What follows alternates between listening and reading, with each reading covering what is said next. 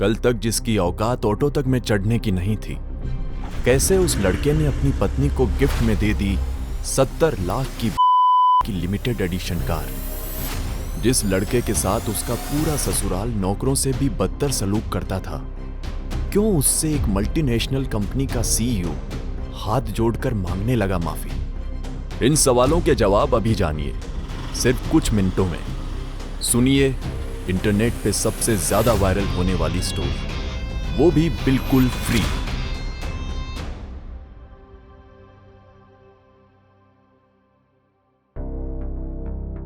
खबरदार, खबरदार जो तुम मेरे ऑफिस है, अगर किसी को भी पता चल गया ना कि मैं तुम्हारी पत्नी हूं, तो बस गई मेरी सारी इज्जत पानी में। तुम्हारी पत्नी कहलाना ना मेरे लिए किसी गाली से कम नहीं है। इसलिए चुपचाप घर पे बैठो और वो सब करो जिसके लिए तुम्हारी शादी मुझसे करवाई गई है। रिया, तुमने कल रात को बोला था ना कि तुम्हें अपने काम के लिए एक अवार्ड मिलने वाला है और उस फंक्शन के लिए पूरी फैमिली इनवाइटेड है, बोला था ना? हाँ, तो तुम मेरी फैमिली नहीं हो, तुम मेरी जिंदगी का बस सबसे बड़ा बोझ हो, जिसे ना जाने क्यों मरते मरते डैडी ने मेरे गले बांध दिया। दरअसल 1 साल पहले रिया ने अभय से शादी अपने पापा के कहने पे की थी। उन्होंने आखिरी सांस लेते हुए रिया से ये वादा लिया था कि वो इस शादी से इनकार नहीं करेगी। रिया तो अभय को जानती तक नहीं थी, और जानती भी कैसे? अभय तो खुद ही खुद को नहीं जानता था। दरअसल एक एक्सीडेंट के कारण अभय ने अपनी याददाश्त खो दी थी। अभय गरीब होने के साथ साथ अनाथ भी था।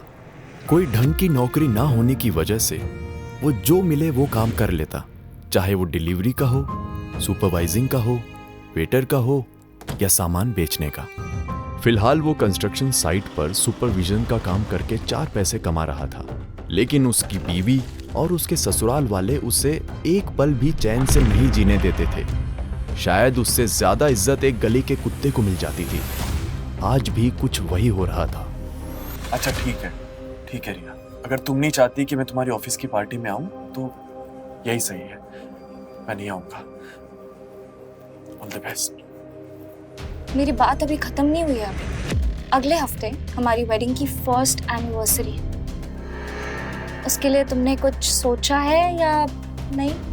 हाँ रिया, मैंने सोचा है, जो भी कर पाऊंगा तुम्हारे लिए वो करूंगा ना। एक मिनट, तुम मुझे कोई वो सस्ता सा फूलों का गुलदस्ता देने का तो नहीं सोच रहे हो ना? अबे हेलो, रिया सिंघानिया नाम है मेरा। रिया, मैं 7 दिन है तुम्हारे पास इस शादी को खत्म होने से बचाने के लिए। मुझे ये तो नहीं पता कि डैडी ने मरते मरते तुम जैसे फटीचर से मेरी शादी क्यों करवा दी, पर इतना जरूर जानती हूँ कि अगर हमारी फर्स्ट एनिवर्सरी से पहले तुमने अपने गिफ्ट के साथ मुझे इम्प्रेस नहीं किया ना, तो उसी दिन डिवोर्स के पेपर्स पे साइन कर दूंगी मैं।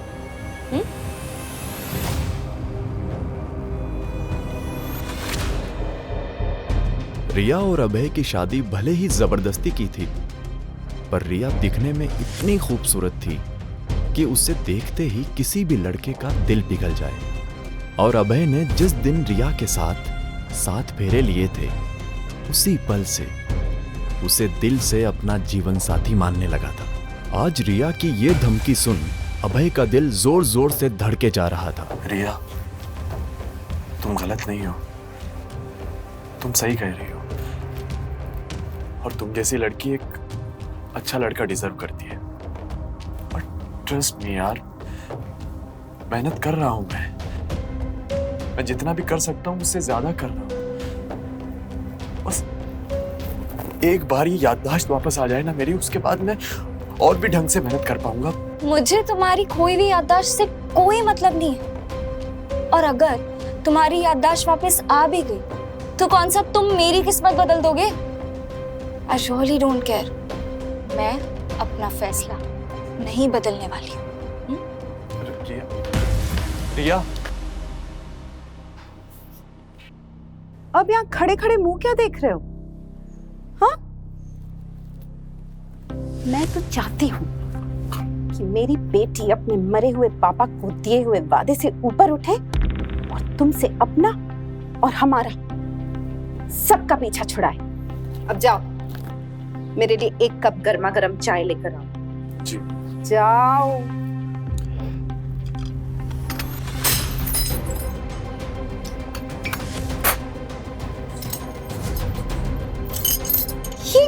ये क्या किया तुमने अबे? इतनी महंगी चीनी मट्टी की प्लेट तोड़ दी? हाँ?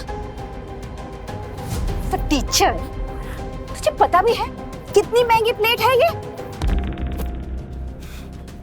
तो सुबह सुबह इस मनूस का चेहरा देखो, ऊपर से इतना बड़ा नुकसान।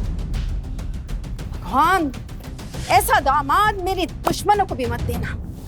सॉरी माँ जी, गलती से मेरा हाथ लग गया प्लेट पर, और खैर मैं आपके लिए ना एक नई प्लेट ले आऊंगा। मुझे माफ कर दीजिए प्लीज। नई प्लेट? और पैसे कहां से लाएगा? आसमान से? हाँ? तुझे तो कोई भीख भी न दे। ठीक कहा मम्मी, जीजा जी से तो कोई काम ढंग से होता ही नहीं, और ऊपर से इनकी शक्ल भी ऐसी है कि इनको देख के कोई फूटी कौड़ी भी ना दे। बिल्कुल ठीक कहा प्रेरणा बेटा, हमारे तो भाग ही फूटे जो हमें ऐसा दामाद मिला। इससे अच्छा तो हमारी बेटी कुंवारी ही मर जाती। खैर देखो, आज से मुझे घर के राशन के लिए पैसे मिल जाने चाहिए बिना मांगे। अब हमारे खाने पीने की जिम्मेदारी तुम नहीं उठाओगे तो फिर कौन उठाएगा? अभय की जिंदगी यही थी, सुबह उठो, सास से बेइज्जती करवाओ, दिन भर मेहनत करके थोड़े पैसे कमाओ और घर लौटकर वो सारे पैसे अपनी सास के हाथों में रख दो।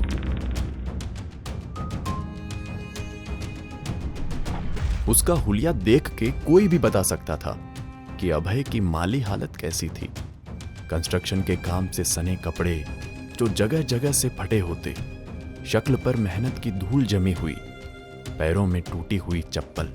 ऐसी हालत में भी उसकी लगन सराहनीय थी, जो ऐसे परिवार की देखभाल करने के लिए अभय हर रोज अपनी जी जान लगा देता। अभय ड्राइंग रूम में खड़ा चुपचाप ये सारी बातें सुन रहा था। उसकी सास और साली के शब्द दिन ब दिन कड़वे होते जा रहे थे। उन दोनों के मुंह से ये बातें सुन अभय का मुंह उतर गया।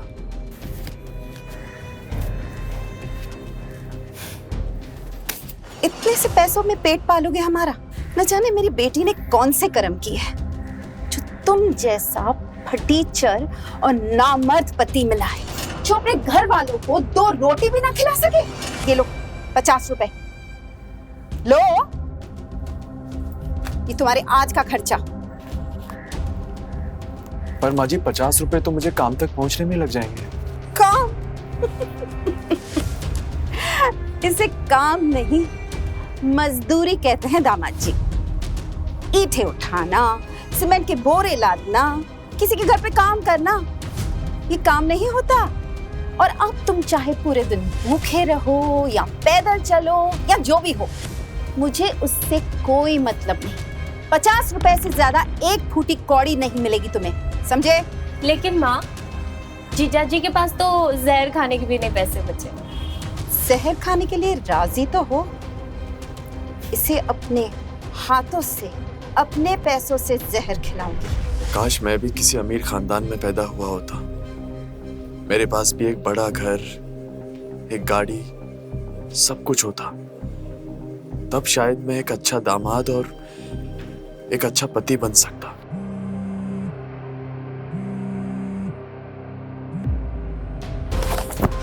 हेलो माँ, एक बहुत बड़ी गड़बड़ हो गई। क्या हुआ रिया बेटा, इतनी घबराई हुई क्यों हो? माँ, आज मुझे अपने काम के लिए एक अवार्ड मिलने वाला था और मैं अपनी बहुत इंपॉर्टेंट फाइल घर में भूल गई हूँ। अब तुम कैसे भी करके ना वो फाइल अभय के हाथ भिजवा दो। रिया बेटा, तुम्हें पता भी है तुम क्या कह रही हो? अगर अभय तुम्हारे ऑफिस आया ना तो कितनी बदनामी होगी, समझती हो? अरे मुझे वो सब कुछ नहीं पता अभी माँ, मुझे बस वो फाइल चाहिए जल्द से जल्द। Okay bye. रेणुका का बस चले तो वो अभय को 1 सेकंड के लिए भी रिया के आसपास ना खड़ा होने दे, लेकिन आज रेणुका भी मजबूर थी। ओए उड़न खटोला, कहाँ जा रहे हो? माँ जी मैं अपनी साइट पर जा रहा हूँ। कोई जरूरत नहीं, रिया के ऑफिस जाओ और उसे ये फाइल दे दो। पकड़ो और खबरदार जो उसे नाम से पुकारा है रिया मैडम कहकर बुलाना, ताकि उसके ऑफिस वाले समझे तुम उसके ड्राइवर हो, पति नहीं। समझे? निकलो, जाओ।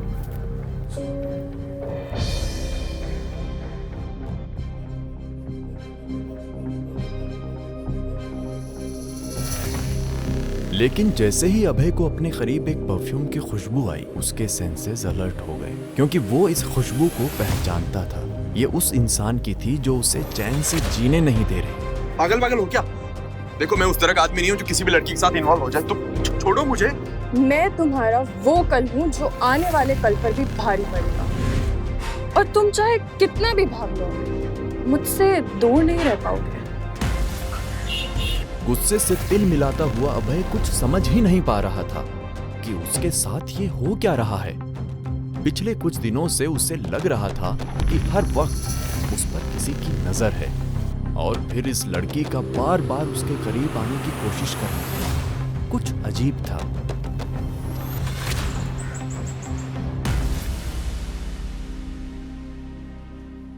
अंदर कहाँ घुसे जा रहे हो? आईडी दिखाओ अपनी। मेरे पास आईडी तो नहीं है, लेकिन मेरी बीवी है। मेरा मतलब है कि ये फाइल मुझे रिया सिंघानिया को देनी है। रिया, रिया मेरी एम्प्लॉय। लो, ये मुझे दी। वो और कोई नहीं, रिया जिस कंपनी में काम करती थी उसी कंपनी का मालिक सूर्य प्रकाश था। सॉरी सर, ये फाइल रिया के लिए बहुत जरूरी है, मैं बस उसे ही दूंगा। ओह हीरो, थोड़ा ठंड पा तो होगा उसका कोई ड्राइवर या नौकर, पर मैं ना उसका बॉस हूं, और उसका होने वाला मंगेतर।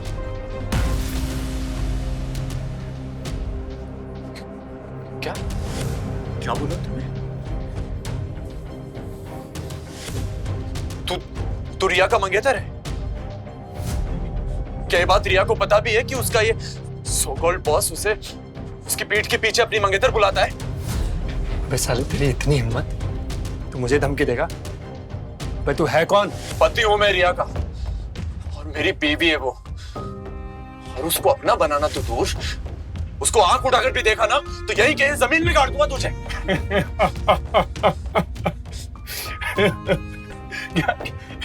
क्या कहा तूने? रिया का हस्बैंड है तू? हाँ। रिया, रिया जरा इधर आना। सूर्या पूरे ऑफिस के सामने रिया का नाम जोर जोर से चिल्लाने लगा। ये देख अभय का दिल जोर जोर से धड़कने लगा। उसने जोश में आकर रिया को अपनी बीवी तो बता दिया, पर उसे अच्छे से पता था कि ये बात रिया के कानों तक पहुंची तो उसके साथ क्या होगा। हाँ सूर्य, क्या हुआ? चिल्ला क्यों रहे हो? रिया, तुमने अपने घर के नौकरों को बहुत ज्यादा ही सर पर चढ़ा रखा है। अब देखो ना, ये तुम्हारा 2 कौड़ी का ड्राइवर खुद को तुम्हारा पति बता रहा है। अभय, ये मैं क्या सुन रही हूँ? क्या तुमने सच में ऐसा कुछ कहा है? अब जवाब देना, नीचे क्या देख रहा? मेरे सामने तो बड़ा हीरो बन रहा था, इसके सवाल का जवाब दे। नीचे क्या देख रहा है? तू ऐसे नहीं मानेगा ना? क्यों? चल आजा। नहीं, मैं तुझे समझा।